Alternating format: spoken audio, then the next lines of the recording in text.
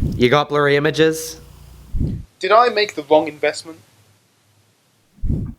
Maybe I'm not so good at this photography business after all. But I take better pictures with my phone.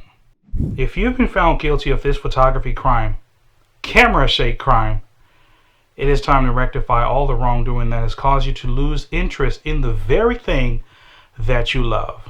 This is Fortress with FortressLens.com, and today we're going to be going over tip number 2 from my top 10 photography tip series. Cue the beat.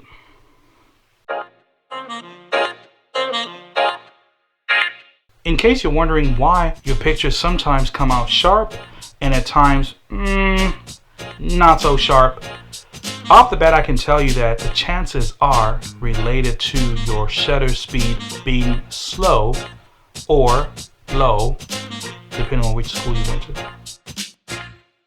So with that in mind, one key element of reducing and mitigating the risk of introducing blurry images in your profile is to increase your shutter speed. In other words, shortening your exposure time. In my top 10 photography tips introductory video, I briefly talked about one way to improve your handheld technique.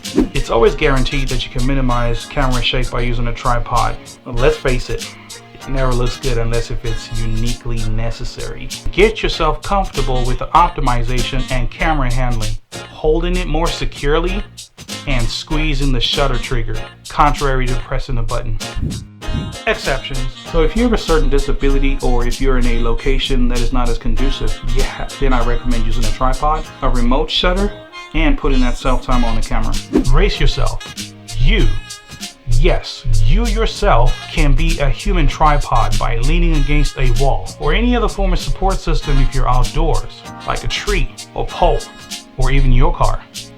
There are many situations where you can find yourself having a legitimate reason for using a tripod, such as finding yourself in a low light environment, therefore allowing you to use a wide open aperture, for example, from f8 all the way to f1.8. In that case, by no means use a tripod. For crying out loud, get an 8-legged tripod.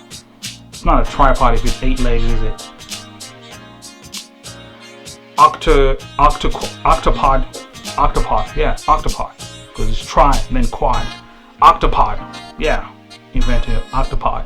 All for the sole purpose of getting that razor sharp image. By all means, go ahead, guaranteed. Bumping up your f-stop to f8 or f16, the trade-off to that is that you lose depth of field. So if you don't have a tripod or anything to lean on, then make sure to place your camera on a hard, flat surface. The next option is a bit pricey, but can come in handy in the long run. Use an expensive lens with the following functions: image stabilization, vibration reduction, or camera shake, depending on which camera you're using, whether it's Canon, Nikon, Sony, whatever. My final recommendation is to avoid telephoto lenses at all costs, unless if you're a spy. Other than that, boom, hit the like button if you liked the video. If you found it very, very helpful, smash that subscribe button if you aren't already. Ring the little bell right next to the subscribe button. Share on your Facebook, share on your Instagram, share on your Twitter, to all your friends, to all your grandmamas. And I will see you on the next video. Tip number 3. Peace. Meaning you won't have the blurry images because everything's going to be sharp all around. What? Oh. Unless, of course, if you're a spy. You got blurry images? You got blurry images? Did I make the wrong investment? Did I make the wrong investment?